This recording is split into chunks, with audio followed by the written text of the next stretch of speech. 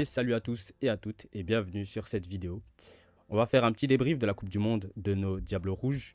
On a vécu un tournoi haut en couleur nous emmenant jusqu'aux portes des demi. On va donc dans un premier temps réaliser un rapide résumé de notre compétition et ensuite essayer d'analyser ce qui a été et ce qui n'a pas été sous la houlette de Rudy Garcia. On va également aborder l'avenir proche avec la phase de groupe de la Nations League qui arrive dès fin septembre. Maintenant, commençons sans plus tarder. Commençons par le commencement. Tout d'abord, nous allons parler de la phase de groupe de cette Coupe du Monde 2026 où nos Diables affrontaient sur papier des adversaires largement à leur portée. En effet, avec l'Égypte en match d'ouverture suivi de l'Iran et de la Nouvelle-Zélande, nous aurions pu nous attendre à un 9 sur 9 de la part de nos Diables. Mais il n'en sera rien et c'est après 2 matchs plus que compliqués et un bilan offensif déplorable de 2 buts inscrits sur les 5 derniers matchs de Coupe du Monde que nos joueurs abordent le dernier match de groupe. L'anxiété était à son comble. Mais pas de quoi effrayer nos Diables qui feront le travail. Victoire 5-1 notamment grâce à un Trossard tonitruant et un milieu de terrain ultra offensif. On parvient ainsi à finir premier de notre groupe, ce qui nous garantit d'affronter un meilleur troisième. Un adversaire du coup abordable sur le papier, mais malheureusement pour nous on tombe sur le pire troisième possible, le Sénégal. Un match qu'on perdra tactiquement comme physiquement face aux champions d'Afrique, car nos Diables seront menés de 2 buts jusqu'à la 85e minute de jeu. Et c'est dans ces moments-là qu'on voit que dans le foot, il peut tout arriver, car nos Diables vont finalement remonter ce score et finiront par s'imposer 3 buts à 2. Une victoire qui permettra de ressouder un groupe qui en avait visiblement besoin et mettre enfin certains joueurs pas au niveau sur le banc. L'adversaire de la Belgique en 8e de finale sera les USA, une bonne équipe de ce mondial mais surtout le pays hôte. On ne peut aborder ce match sans parler de l'annulation scandaleuse du carton rouge de Folarin Balogun, mais tout comme le match contre le Sénégal fut un mal pour un bien, ce carton a eu le mérite de motiver l'équipe encore plus. Nos Diables délivreront leur meilleure prestation afin d'éteindre 4-1 les États-Unis. Le seul bémol, la blessure d'Amadou Onana, auteur pourtant d'un excellent premier quart d'heure. Les hommes de Rudy Garcia ont donc réussi à atteindre l'écart, mais c'est diminué qu'ils se présenteront face aux champions d'Europe en titre, et ce n'est malheureusement pas prêt de s'arrêter car le capitaine Youri Tielemans devra déclarer forfait à 20 minutes du match. Idem pour Courtois qui cédera sa place après la deuxième pause boisson. Une Belgique amoindrie mais qui réussira quand même à nous offrir un match digne face à la Roja. Les Diables encaisseront à la 87e minute de jeu sur une erreur de Ramens qui pousse le ballon dans l'axe. Une fin de tournoi qui laisse place à quelques regrets, mais plus que la tristesse, c'est la fierté qui prend le pas. Cette Belgique qui était pourtant au plus bas après 2 matchs nuls consécutifs, a su se hisser parmi les 8 meilleures nations du monde et a regardé un favori à la victoire finale dans les yeux malgré l'avalanche de blessures. Bon, on va maintenant analyser ce qui a été et ce qui n'a pas été durant cette Coupe du Monde, également au prisme du management de Rudy Garcia. Tout d'abord, j'aimerais parler des coachings, du coaching payant de Rudy Garcia depuis le début de la compétition. On peut notamment parler de la manière dont il a géré Romelu Lukaku, car on peut se souvenir qu'au début de la compétition, Lukaku c'était quand même un joueur qui n'avait joué que 64 minutes de jeu. Certains managers, certains sélectionneurs ne l'auraient très probablement pas repris.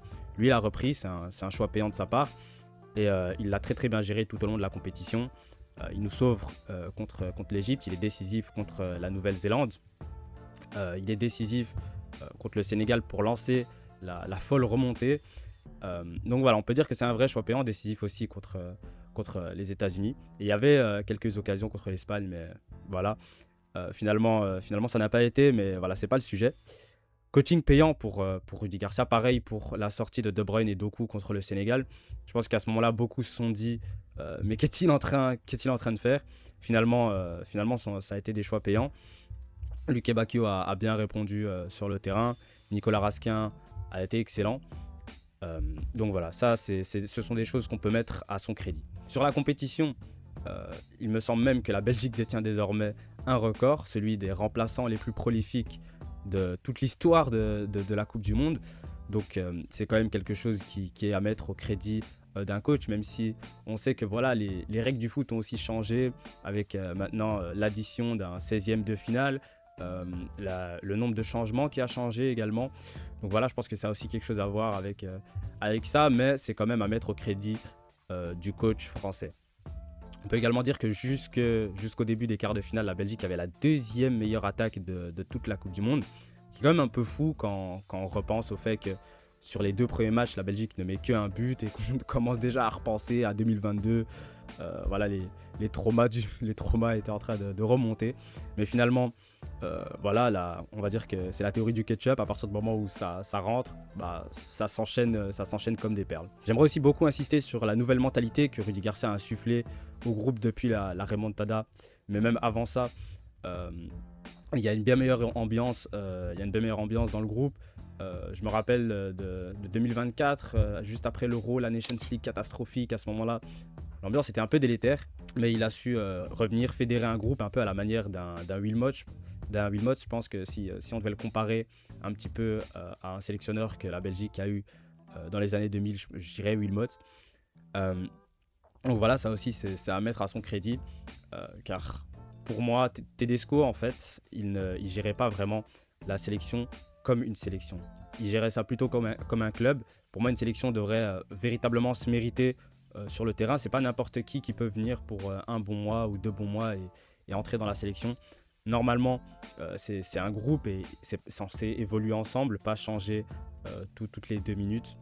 Il y avait beaucoup trop de changements sous Tedesco et je pense que Rudy Garcia a apporté un peu de calme et voilà, un peu de sérénité et de continuité à ce groupe-là, ce qui a fait énormément de bien.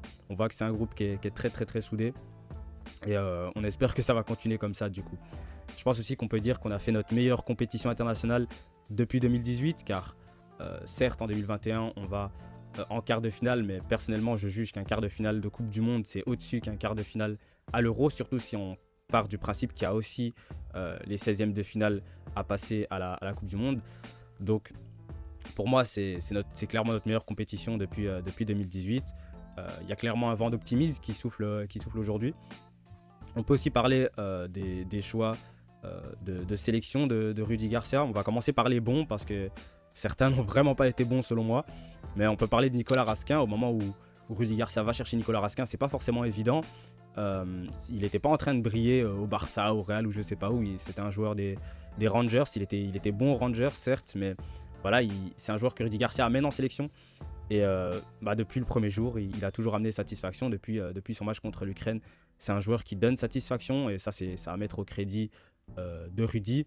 Ce qui est à mettre au crédit de Rudy également, c'est la titularisation en pointe de Charles de Ketelaere parce que beaucoup de personnes, beaucoup de supporters, beaucoup de gens voulaient Fernandez Pardo à sa place ou même peut-être Lukaku titulaire directement. Mais il a renouvelé sa confiance en Charles de Ketelaere qui finalement lui a répondu de la meilleure façon possible, un doublé en 8e contre les États-Unis. Des buts qui comptent parce que c'est l'ouverture du score et c'est ensuite le but pour le 2-1 et l'égalisation contre l'Espagne d'une magnifique tête. Donc voilà, on disait beaucoup que De Ketelaere pouvait pas être un vrai neuf, que De Ketelaere c'était pas vraiment son style. Mais là, il a marqué des buts de véritables attaquants. Donc on peut dire que ça c'est au crédit de Rudy. Pareil pour Brandon Mekele, installé en défense centrale à côté de Ngoy. Alors personnellement, comme je regarde tous les matchs de Bruges, je me suis très rapidement dit qu'en fait Mekele et Ngoy ça pourrait vraiment être une charnière très complémentaire. Parce que même Mekele en club il joue à côté d'Ordonez, un défenseur très athlétique. En règle générale ça fonctionne bien, c'est un bon fit. Mais voilà, c'était pas non plus la chose la plus évidente à faire aussi. Et Mekele lui a bien rendu. Parce qu'à part, je pense, sur le deuxième but sénégalais, où il s'aligne mal avec Théâtre, et peut-être une toute petite erreur sur Balogun, qui aurait pu coûter cher par contre, mais qui finalement se solde par un arrêt de Thibaut Courtois en 8e. Il a quasiment pas fait d'erreur sur cette compétition. Il aurait même pu marquer un but ou deux de la tête. En tout cas, c'est une belle réussite. J'ai dit que j'allais parler des choix de sélection et qu'il y en avait des mauvais. Pour moi, dans cette sélection, il manquait clairement un 6. Je l'avais dit lors de ma vidéo, la Belgique ira en quart de finale, puisque oui, j'avais pronostiqué le quart de finale. Après, je pense que beaucoup avaient pronostiqué ce quart de finale à partir du moment où ils avaient vu le tableau et s'y étaient intéressés un tout petit peu. Mais voilà, pour revenir au sujet de la sélection, pour moi, à partir du moment où Onana se blesse, il y a un manque d'impact physique dans ce milieu de terrain. Il n'y a pas vraiment un autre joueur qui a son profil. Pour moi, il manquait clairement d'un Mandela Keita ou d'un Romeo Lavia. Romeo Lavia, je sais que c'est pas possible parce qu'il s'est blessé, mais il manquait un autre 6 dans cette sélection et c'est clair et net. Et également, De Bast n'aurait pour moi pas forcément dû être repris. Je pense que même sans Connie de Winter, avec Théâtre, Mekele, Ngoy, c'était suffisant, mais je comprends qu'on prend encore un défenseur central au cas où il y a blessure ou quoi que ce soit. Mais en prendre encore un par-dessus ça, je ne comprends pas, surtout que Zeno De Bast, c'est un très bon joueur, j'aime beaucoup sa faculté, sa capacité de relance, mais je pense pas non plus qu'il soit aussi bon par exemple qu'un Vincent Kompany ou qu'un Jan Vertonghen Prime ou je sais pas quoi. Donc, je comprends pas. S'il était blessé, on aurait simplement dû le laisser à la maison. Et voilà, c'est pas une sanction, c'est simplement un manque de chance. Et voilà, c'est comme ça.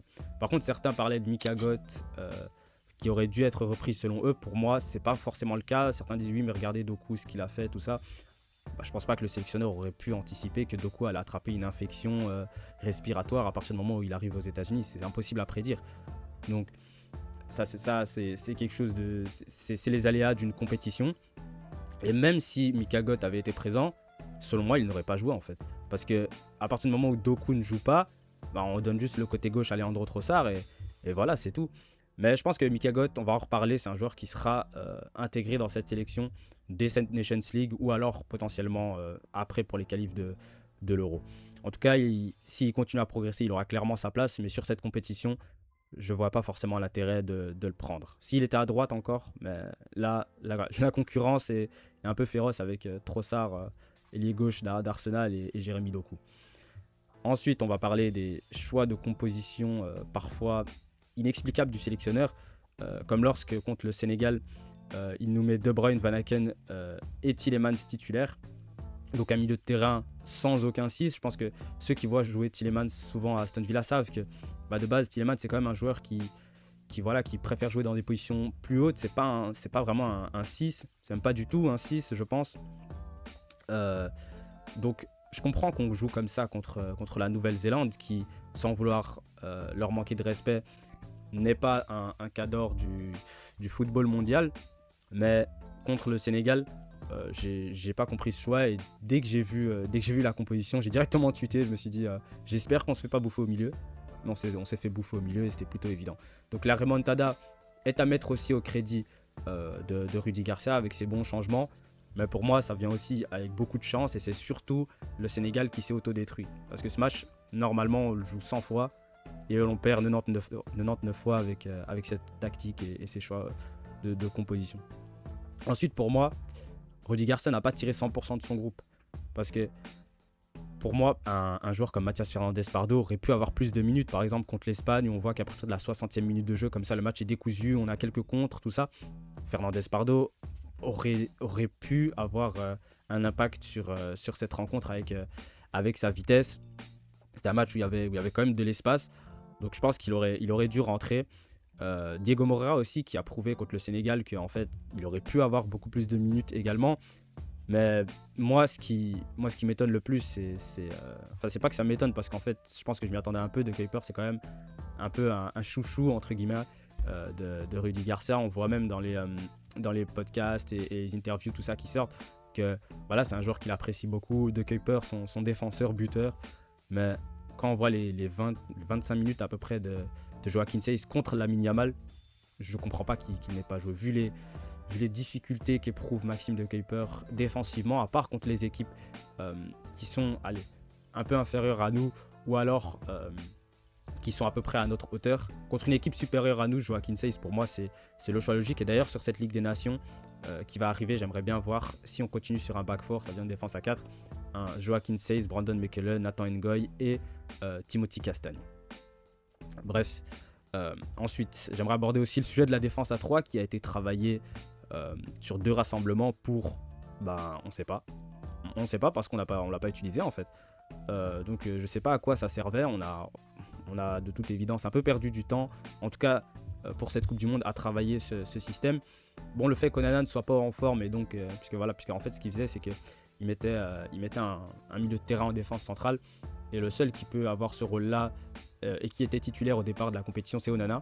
Sauf que Onana, il n'était pas en forme sur cette compète. Son match contre l'Égypte était quand même plutôt catastrophique.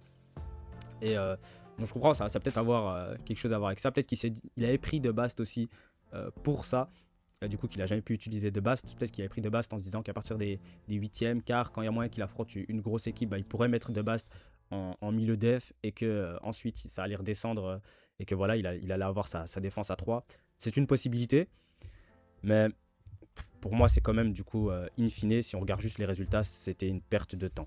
Ensuite, ça n'a pas grand-chose à voir avec le sportif, mais sa conférence de presse d'après-match contre le Sénégal où il dit oui, ces équipes-là, elles perdent leur structure après la 80e, je sais pas quoi. Pour moi, c'est complètement déplacé.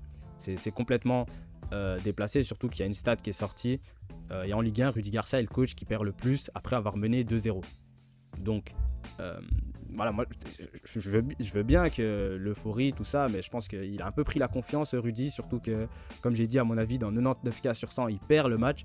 Donc, il vient un petit peu à gonfler les pecs, alors que, bon, redescends, voilà, redescends. Tu viens de nous sortir une performance vraiment des plus grotesques sur 85 minutes. Tu n'es pas en position de faire la morale à qui que ce soit. Bon, comme je l'ai dit, la fédération est actuellement en réflexion sur un potentiel départ du Français. Mon opinion est que Rudy Garcia, c'est un coach qui a quand même, comme je l'ai dit, réalisé la meilleure compétition de nos diables depuis 2018. Donc voilà, je l'ai un peu critiqué sur cette vidéo, mais c'est simplement dans un cadre analytique. Et personnellement, je ne suis pas un détracteur de Rudy Garcia. Mais si jamais la fédération veut le lâcher, moi je comprendrais totalement. Et voilà, je me dirais que je pense qu'il a peut-être des lignes qu'il vaudrait peut-être mieux essayer d'aller chercher quelqu'un qui peut faire passer la Belgique dans une autre dimension, entre guillemets. Un peu à l'image de Regragui et puis de ce passage à Mohamed Wahibi où on voit directement plus d'ambition dans le jeu aussi, plus de choses travaillées du côté du Maroc. Donc voilà, ça c'est mon opinion sur la question. Il peut partir, mais pas pour n'importe qui. Dans l'ensemble, cette Coupe du Monde est clairement une réussite pour nos Diables Rouges. On va maintenant aborder l'avenir avec la Nations League qui commence dès le mois de septembre avec, je pense, directement 4 matchs qui vont s'écouler sur 2 semaines, un truc comme ça, sur la dernière semaine de septembre et la première semaine d'octobre, un truc du style. Je rappelle le groupe, on va jouer contre l'Italie, la France et la Turquie. On peut dire que c'est un petit peu le groupe de la mort. Donc ça peut être intéressant aussi de jouer contre de grosses équipes comme ça pour se tester aussi. Même si pour moi, la Nations League peut être prise par les grandes nations européennes comme la France, l'Espagne, le Portugal, encore que le Portugal. Ouais. Bon, ça peut être pris comme un test entre guillemets pour ces équipes-là. Mais je pense que la Belgique devrait vraiment viser la victoire finale dans ce type de compétition. On n'a pas encore de trophée, à part un vieux Jeux Olympiques de 1930, mais ça compte pas. Et ouais, Hitler, il était en vie. Donc, on n'a pas véritablement de trophée encore. Et je pense qu'on n'est pas en mesure de gonfler les pecs et de se dire c'est qu'une compétition inventée, je sais pas quoi. Essayons de la gagner. Essayons de la gagner. Et personnellement, je pense pas que ce soit impossible, vu que, comme je vous ai dit, la plupart des équipes la prennent un petit peu au-dessus de la jambe. Si Rudy Garcia reste, j'espère revoir moi cette défense à 3 durant cette Nations League, car on a de véritables pistons avec Diego Moreira, Salmakers, même De Kuiper. On verrait moins ces lacunes défensives. Castagne qui s'est illustré à ce poste-là à l'Atalanta, même si en vrai je pense qu'aujourd'hui c'est mieux de le mettre latéral. Je pense qu'on a 2 joueurs qui seraient mieux en latéraux, c'est Seyss et Castagne, et voilà, les 3 autres seraient beaucoup mieux, je pense, en piston. Donc on a les joueurs pour. Lukaku, son prime à l'Inter, c'était dans une attaque à 2. Charles de Ketelaar joue déjà dans ce système-là à l'Atalanta. Et voilà, il y aura la question d'Openda aussi, s'il se relance bien. Qu'est-ce qu'on fait d'Openda ? Voilà, qu'est-ce qu'on fait d'Openda ? Et ce système à 3 permettrait de tester peut-être un 3-5-2, peut-être un 3-4-3 à d'autres moments pour pouvoir caler Jérémy Doku. À voir. Mais voilà, nos défenseurs aussi, Théâtre, je pense qu'il serait plus à l'aise en défenseur central côté gauche. D'ailleurs, Théâtre, son profil, c'est vraiment une sorte d'hybride entre latéral gauche et défenseur central gaucher. Donc, pour moi, ce serait idéal pour lui aussi. De Bast, pareil, il joue comme ça au Sporting. Donc, ouais, moi, j'ai bien envie de revoir ce système.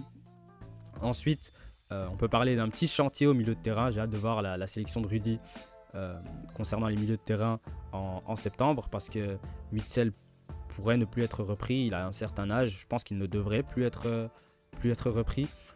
Kevin De Bruyne, à voir ce qu'il va faire. Est-ce qu'il va aller en MLS? Est-ce qu'il va aller en Arabie Saoudite? Est-ce qu'il va prendre sa retraite internationale? Dans ces 3 cas de figure, je pense qu'on devrait dire au revoir à Kevin De Bruyne en sélection. Ensuite, Onana, on sait que les ligaments croisés, ça se guérit pas en 1 mois, 2 mois. Ça va prendre du temps, mais moi je lui souhaite un bon rétablissement. C'est un joueur que j'apprécie, surtout dans la mentalité, dans l'envie qu'il montre. Yuri Tillemans qui s'est blessé, mais lui je pense qu'il sera de retour. À mon avis c'est probablement un claquage ou un truc qui est pas trop... À mon avis ça va prendre 2-3 semaines ou même pas. Je pense pas que ce soit grand chose parce qu'il s'est blessé à l'entraînement, enfin même pas à l'entraînement, à l'échauffement avant le match contre l'Espagne. À mon avis il sera probablement de retour pour les premiers matchs de Nations League, mais du coup à voir qui seront les nouvelles têtes. Et il y a pas mal de prétendants avec Mandela Keita qui selon moi aurait déjà dû être repris. Arthur Vermeeren potentiellement, à voir comment il se relance. Nathan Decat avec son transfert à Hoffenheim. Ou alors encore Engels du Celtic qui va probablement être transféré. On entend parler de Nottingham Forest. Lavia, c'est une évidence. S'il arrive à rester fit pendant 2-3 mois, c'est une évidence que voilà, il va être rappelé plutôt parce qu'il avait déjà été appelé avec les Diables Rouges. Donc moi j'ai hâte de voir qui sera dans cette sélection au milieu de terrain. Ensuite, comme j'ai dit, voilà, il y aura la question Openda. Openda, est-ce qu'il va être appelé est-ce qu'il va jouer? Je pense qu'il va privilégier quand même Rudy Garcia s'il reste de la continuité avec Charles de Ketelaere et potentiellement Lukaku s'il joue pas mal en club. Aussi, il faut voir comment il revient. Il commence à avoir un certain âge. Stassin sera à mon avis très certainement intégré au groupe si jamais il est transféré et qu'il performe, parce que c'est l'un de nos seuls prospects vraiment au poste de numéro 9 qui actuellement pourrait être prétendant d'ici quelques mois. Il a déjà été appelé, faut s'en souvenir aussi. Peut-être Roméo Vermand aussi, s'il est transféré. On voit que du club de Bruges ça commence à être un peu bouché au niveau de l'attaque, donc peut-être qu'il va partir. Il y a toujours Nicolo Tresoldi qui à mon avis va probablement rester sauf offre XXL. On vient de voir Vazovic, je crois qu'il s'appelle Vazovic, un buteur comme ça qui arrive pour 6 millions. Il y a Moussoui qui commence à pousser, donc potentiellement Vermand qui va quitter le club de Bruges. À voir s'il quitte, où est-ce qu'il va. Il pourrait être un prétendant aussi au poste de numéro 9. Donc voilà les gars, on commence à arriver vers la fin de cette vidéo. En tout cas, j'ai déjà hâte de retrouver nos Diables et ça me fait plaisir de dire ça parce que ça n'a pas toujours été le cas sur les dernières années. Dites-moi si vous aimez ce format de vidéo et abonnez-vous et à la prochaine.